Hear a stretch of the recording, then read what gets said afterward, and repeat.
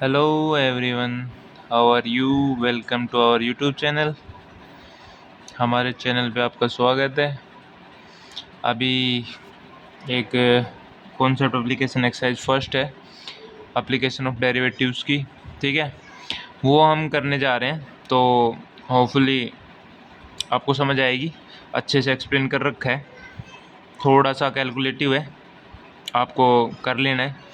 दिख रहा होगा आपको, विजिबल है अच्छे से, कोई दिक्कत नहीं है वैसे तो। देखो यहाँ पे क्या कर रहा है कि so that the tangent to the curve, red में है ना, रेड में क्वेश्चन की स्टेटमेंट लिखी हुई है।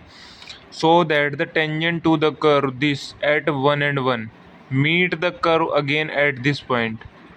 यानी कि जो टेंजेंट होगा, tangent, so that the tangent to the curve this, इस कर्व का जो टेंजेंट होगा वो किस पॉइंट पे, 1 1 पे, वो आगे जाके कर्व से फिर मिलेगा किस पॉइंट पे, इस पॉइंट पे। तो पहली बात तो ये है कि टेंजेंट इस कर्व का, तो उस टेंजेंट की पूरी इक्वेशन निकालनी पड़ेगी और इस कर्व के साथ पॉइंट ऑफ इंटरसेक्शन चेक करना है, सीधी सी बात है। ठीक है ना। टेंजेंट, ये इस कर्व का टेंजेंट, तो टेंजेंट की इक्वेशन तुम्हें निकालनी आती है, इस कर्व का टेंजेंट निकालना है और इस कर्व के साथ ही पॉइंट ऑफ इंटरसेक्शन चेक करना है। बात खत्म, बहुत सिंपल है। एक पॉइंट दे दिया 1 1 पे, तो टेंजेंट निकाल लो, वहाँ से हमें इक्वेशन मिल जाएगी लाइन की, और आगे जाके इस पॉइंट पे मिलेगी। बहुत ईजी है। तो सबसे पहले डिफरेंशिएट करेंगे, 1 1 पे बात हो रही है तो 1 1 पे डिफरेंशिएट करेंगे। ठीक है, पूरी इक्वेशन को, पहले वाली ये इक्वेशन है ना, इसको पूरा डिफरेंशिएट कर रहे हैं हम। तो डिफरेंशिएट कर दिया तुम्हारे सामने, प्रोडक्ट रूल लगा के डिफरेंशिएट कर दिया। बहुत ईजी है, आप समझ सकते हो बिल्कुल। बच्चों की तरह मैं समझा नहीं पाऊँगा इतना तो, क्योंकि समझ जाओगे। प्रोडक्ट रूल लगेगा इसमें भी और प्रोडक्ट रूल लगेगा इसमें भी। तो इसका प्रोडक्ट रूल लगाया, पीछे वाले का प्रोडक्ट रूल लगाया, dy बाई dx वाली टर्म को इस तरफ रखा, बाकी सबको उधर फेंक दिया। ठीक है, यहाँ पे 3 दूनी 6 होगा, तो ये 6 लिखा हुआ है, कभी इसमें कंफ्यूज हो जाओ। तो मैं क्या कह रहा हूँ, dy बाई dx को एक तरफ रखा, बाकी सबको उधर फेंक दिया।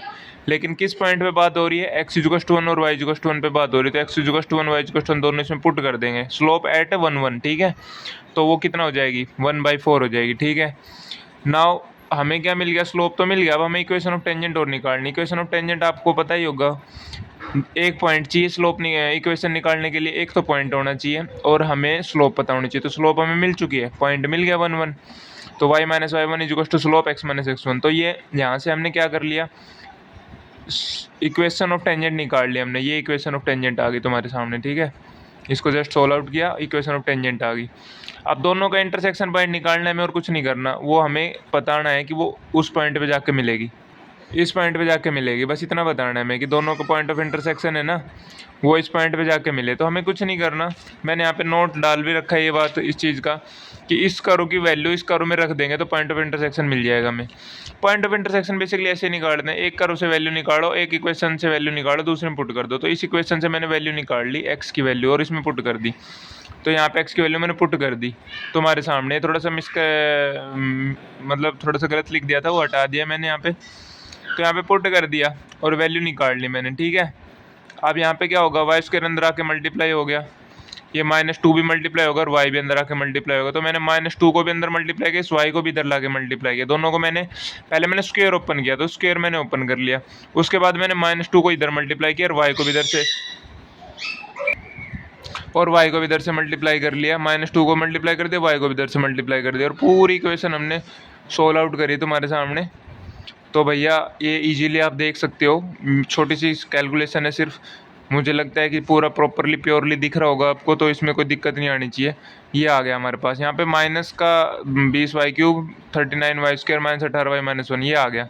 माइनस को कॉमन लेना है मुझे। जैसे मैं माइनस को कॉमन लूँगा तो ये क्या हो जाएगा हमारे पास, ये एक y माइनस को कॉमन लेने से ये हो जाएगा हमारे पास। ठीक है, यानी कि माइनस को कॉमन लेने से ये इक्वेशन बनेगी। अब मुझे तो बस ये निकालना है कि इस इक्वेशन से y क्या मिल सकता है। क्यूबिक इक्वेशन है, क्यूबिक इक्वेशन सोल्व करनी आती होगी तुम्हें, नहीं आती तो मैं बता देता हूँ। इसको हम हिट एंड ट्रायल मेथड से सोल्व करते हैं। इसके रूट निकालना हिट एंड ट्रायल मेथड से सीखते हैं हम। ये 1 है ना, इधर -1 हो गया आके, कभी सोचे 1 कहाँ चला गया, तो 1 तो इधर -1 हो गया आके। हाँ ठीक है, इस क्यूबिक इक्वेशन को सोल्व करने की बात हो रही थी। तो क्यूबिक इक्वेशन को सोल्व करने के लिए हम हिट एंड ट्रायल मेथड लगाएंगे। क्या लगाएंगे, हिट एंड ट्रायल। तो y की वैल्यू को 1 रखूँगा यहाँ पे, मैं कहता हूँ कि हिट एंड ट्रायल के लिए हम पहले वाई को 0 रख के देखते हैं, क्या 0 पे सेटिस्फाई कर रही है, फिर 1 पे रख के चेक करते हैं क्या 1 को सेटिस्फाई कर रही है, फिर 2 को सेटिस्फाई कर रही है नहीं कर रही है, ऐसे हम चेक करते हैं पहले। और जो सेटिस्फाई कर रहा होगा उसको एक रूट मान लेंगे, बाकी दूसरा हम डिवाइड करके निकालते हैं। तो ये हिट एंड ट्रायल मेथड से सिर्फ मैंने बहुत ही बेसिक तरीके से तुम्हें इसके रूट निकालना बताया मैंने, तो इसमें कंफ्यूज मत हो जाना कि ये क्या कर रखा है। तो मैंने y की वैल्यू को 1 डाला इस इक्वेशन में, तो y की वैल्यू 1 डालने पे 0 बन रहा है। इसका मतलब y equals to y minus 1 इसका फैक्टर होगा, क्योंकि 1 इसका रूट है ना। जब किसी का रूट हमें मिल जाता है तो इसका मतलब अगर 1 इसका रूट है तो y माइनस 1 इसका फैक्टर होगा पक्का। क्या होगा इसका फैक्टर, तो फैक्टर के ये एक तो फैक्टर पता है, बाकी फैक्टर निकालने के लिए हम क्या करेंगे, इसको y माइनस 1 से डिवाइड कर देंगे। तो इसको y माइनस 1 से डिवाइड कर दिया मैंने, ठीक है, इस पूरी इक्वेशन को तुम्हारे सामने। तो ये क्वेश्चन आ गया। तो इसके दो फैक्टर बन गए इस इक्वेशन के पूरे, एक तो ये और दूसरा हमने डिवाइड करके निकाल लिया। तो दोनों फैक्टर तुम्हारे सामने लिखे हुए हैं, ठीक है। अब हम क्या करेंगे, यहाँ पे y माइनस 1 तो हो ही गया, और उसके बाद क्या करना है, दोनों फैक्टर हो गए, क्वाड्रेटिक इक्वेशन है, स्प्लिटिंग मेथड से स्प्लिट कर लिया, तो y की 3 वैल्यूज आ गई, 1 1 और -1/2। तो 1 की तो बात हो ही गई थी, 1 पे तो हमने स्लोप लिया ही है और 1 पे हमने इक्वेशन बनाई है, तो 1 की तो बात नहीं हो रही। उसने कहा कि अगेन कहाँ जाके मीट होगी, क्वेश्चन में पूछा गया कि अगेन कहाँ जाके मीट होगी, तो y की वैल्यू -1/2 इक्वेशन में पुट कर दो, आगे निकल जाएगा। देखो यहाँ पे y इक्वल्स टू -1/2 हम यहाँ पे टेंजेंट वाली इक्वेशन में कोई सी में रख दो, ठीक है। रखने के बाद आपके सामने y की वैल्यू आ ही जाएगी, y की वैल्यू पुट करने पे x की वैल्यू आ गई, और यही पॉइंट ऑफ इंटरसेक्शन है, यही उसने पूछा है कि आगे जाके वो किस पॉइंट ऑफ पे मिलेगी, तो इस पॉइंट पे मिल रही है, नो डाउट। समझ में आ गई बात। तो यही हमें प्रूव करना था, बस दोनों को इक्वेशन बनानी थी, इक्वेशन बना के ये बताना कि इंटरसेक्शन कहाँ करेगी 1 1 के अलावा, तो आगे जाके 1 1 के अलावा इंटरसेक्ट कर रही है ये। तो बहुत होपफुली तुम्हें समझ आ गया होगा, कुछ नहीं करना था बस इस क्वेश्चन में।